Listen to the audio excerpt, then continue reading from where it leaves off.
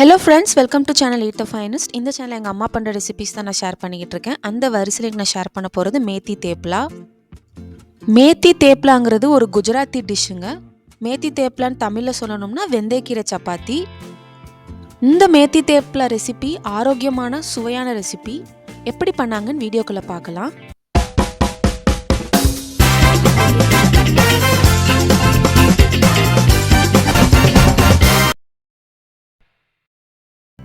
இந்த சீசனில் நம்மளுக்கு வெந்தயக்கீரை ஈஸியாக கிடைக்கும். வெந்தயக்கீரை ஃப்ரெஷ்ஷாக வாங்கி வச்சுக்கோங்க. இலையை மட்டும் பறித்து வச்சுட்டு நல்லா க்ளீன் பண்ணி வச்சுக்கோங்க. இந்த வீடியோவில் வெந்தயக்கீரை ஒரு கட்டு யூஸ் பண்ணியிருக்கிறோம்.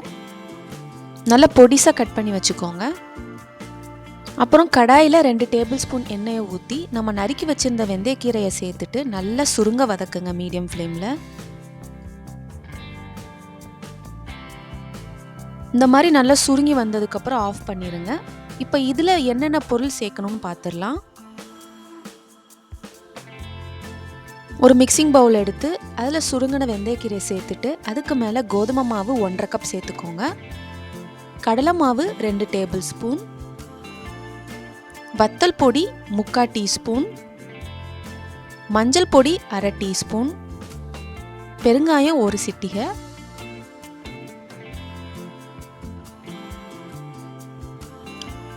ஓமம் 1/4 டீஸ்பூன் வாசனைக்கு, வெள்ளை எள்ளு 2 டீஸ்பூன், உப்பு 1 டீஸ்பூன்.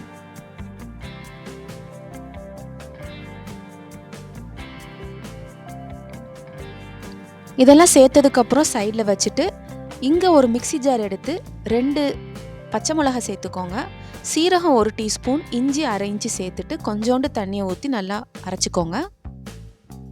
அரைச்ச விழுதை நம்ம மாவு ஆட் பண்ணி வச்சுருந்தோம்ல அதுக்கு மேலே சேர்த்துட்டு அது கூடவே ஃப்ரெஷ்ஷான தயிர் 3 டேபிள் ஸ்பூன் சேர்த்துக்கோங்க.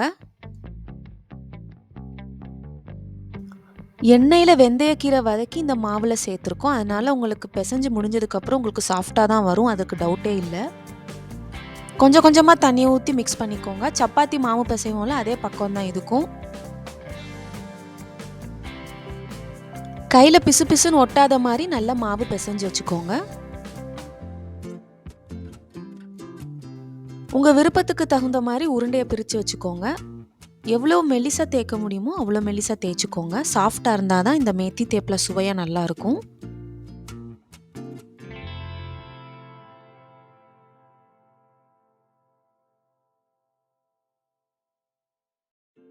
உங்கள் குழந்தைங்களுக்கு லஞ்ச் பாக்ஸ் ரெசிபி பண்ணுறதா இருந்தாலும் உங்களுக்கு ஈஸியாக இருக்கணும்னு தோணுச்சுன்னா இந்த மேத்தி தேப்பில் நீங்கள் பண்ணி கொடுக்கலாம்.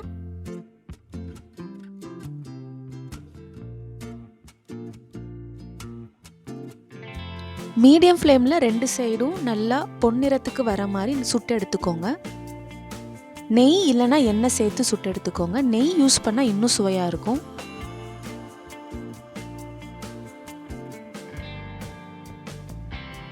இந்த மேத்தி தேப்பில் குஜராத்தில் ரொம்பவே ஃபேமஸுங்க.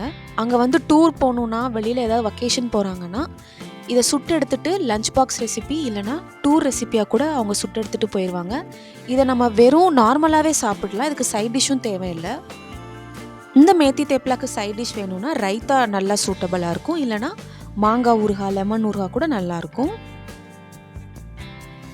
சுவையான ஆரோக்கியமான சாஃப்டான மேத்தி தேப்பில் நீங்களும் ட்ரை பண்ணி பாருங்கள். இதே மாதிரி அடுத்தடுத்த ரெசிபிஸோட நம்ம அடுத்த வீடியோவில் மீட் பண்ணலாம். அது வரைக்கும் எங்கள் சேனலுக்கு தொடர்ந்து சப்போர்ட் பண்ணுங்கள். தேங்க்யூ ஃபார் வாட்சிங்.